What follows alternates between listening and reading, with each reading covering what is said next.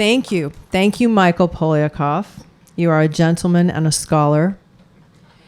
Thank you, Leslie and ACTA, for agreeing to have the event here. It took a little bit of convincing, but they did it. Thank you. I also want to say thank you to my two sons, Stanley and Hale, who could not be here, but have gone almost 2 years now without the full focus and attention of their mother. So Stan and Hale, I love you and I'm proud of you. Thank you to my mother and my late father, who did not live to see me make that first video, but knew full well what I was up against at Smith College, and my mother, who endured hours of me talking, trying to figure out what the hell was going on at Smith College. Thank you to James McNaughton, my hero, my friend, my lover, and everything else, my right-hand man. And Jenny Holland, who flew here from Ireland to be here tonight. Jenny is in possession of one of the most extraordinary minds that I've ever met. She's cowering over there. Jenny, I'm serious. I was in some dark places this past 2 years, and you really, really helped get me through that.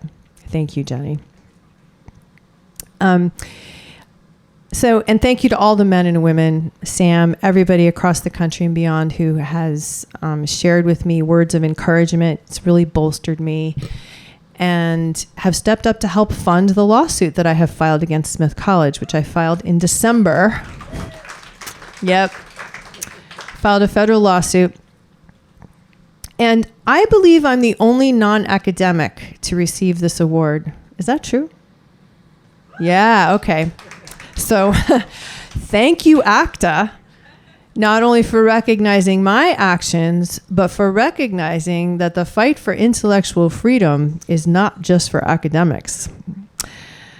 Now there's going to be some roasting. The reality is that this thing, some would call it critical theory, other people would call it woke or social justice ideology, was created by academics. And there was a time when it was still confined to the campus that I believe academics could have pushed it back.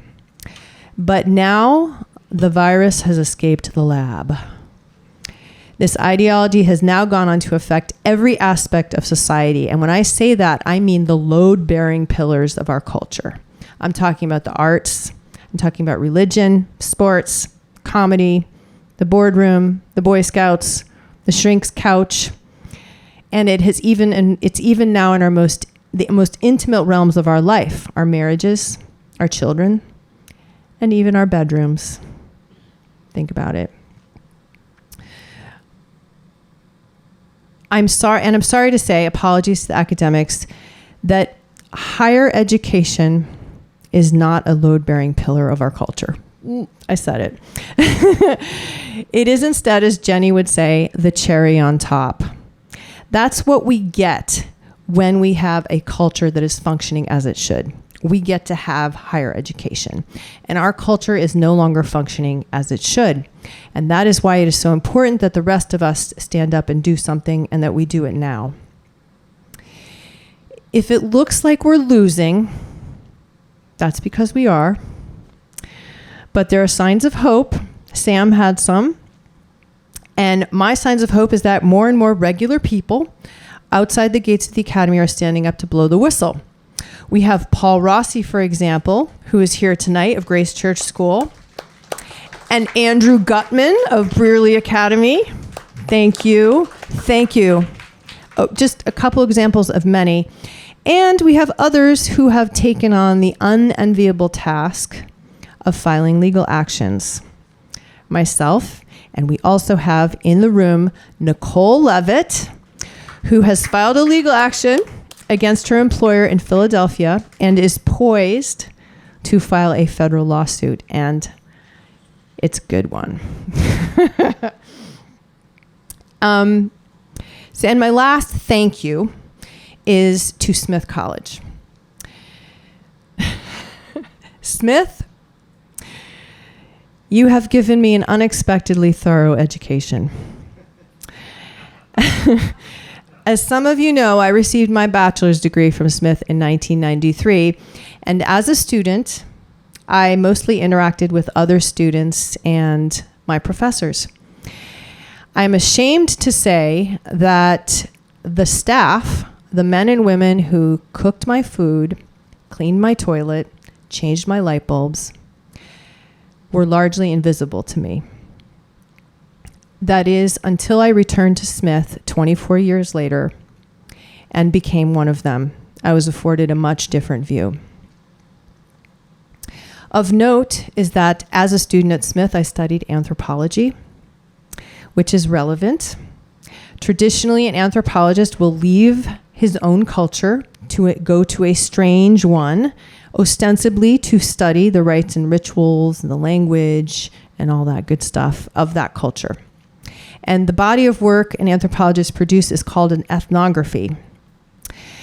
But more often than not, the ethnography turns out to be less a mere recording of the experience than an act of self-reflection. The anthropologist often unearths deeply held beliefs and assumptions about themselves in this process. So if part one of my education at Smith was the study of anthropology, then part two was my ethnographic work. And I'm happy to say I'm at work on my ethnography right now. Yes. And now, a few notes about intellectual freedom. I'm not an intellectual. Although now that I've gotten this award, I suppose I could pass as one. I'm an artist. And I recognize that the intellect is a powerful tool. But we must be wary of the intellect. Because if this ideology has taught us anything, it is that the intellect is not a reliable narrator. I once saw a bumper sticker that said, "Don't believe everything you think." I think that's very apropos. And also important, but often not talked about in any discussion of freedom or of intellectual freedom, is the emotional realm. So I'm going to talk about that a little bit. We feel what we feel. It is a feeling that calls our intellect to action.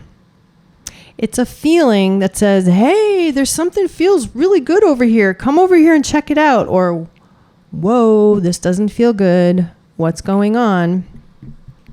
When I listen to Mozart's Requiem, I get chills up and down my spine.